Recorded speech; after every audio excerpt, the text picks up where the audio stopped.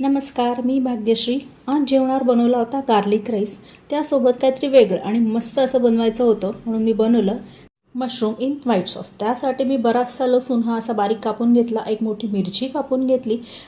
याशिवाय मिठाच्या पाण्यामध्ये मशरूम भिजत घातलेले होते, ते धुवून घेतले.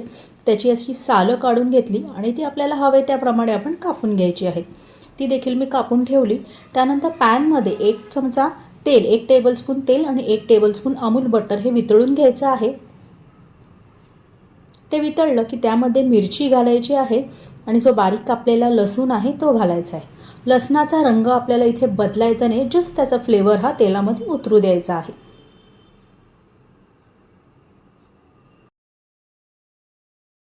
आता लसणाचा फ्लेवर हा तेलामध्ये छानपैकी उतरला की यामध्ये आपण जे कट केलेले मशरूम आहेत ते देखील घालायचे आहेत.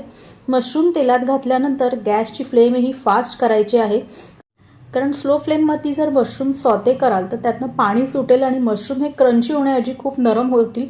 त्यामुळे ते मी गॅसची फ्लेम फास्ट केली. यामध्ये मी थोडंसं मीठ घालणार आहे आणि फास्ट फ्लेमवरती हे मशरूम कलर चेंज होईपर्यंत सॉते करणार आहे. साधारण गोल्डन ब्राऊन ह्याचा असा कलर आला पाहिजे. त्यानंतर ते मशरूम हे तेल त्यातलं कमीत कमी काढून घेऊन आपल्याला हे वाटीत काढायचे आहेत.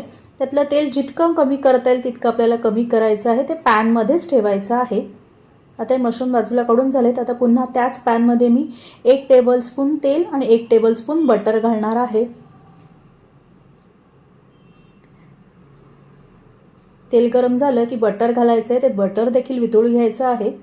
बटर वितळलं की त्यामध्ये पुन्हा 1 चमचा आपल्याला मैदा घालायचा आहे. मैद्याचा कच्चेपणा जाईपर्यंत आपल्याला तो असाच गरम करून घ्यायचा आहे.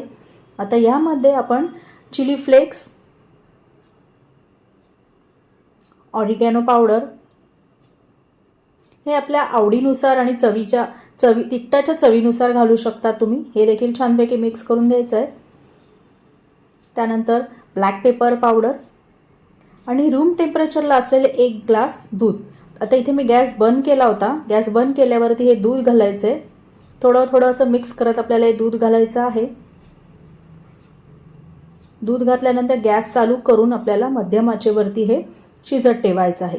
साधारण असं उकळ आली की ह्यामध्ये आपले जे शिजलेले मशरूम आहेत ते यामध्ये घालायचे आहेत आणि पुन्हा मिनिटभर आपल्याला मध्यम आचेवरती हे उकळत ठेवायचं. आता यामध्ये चवीनुसार आठवणीने मीठ घालायचं आहे.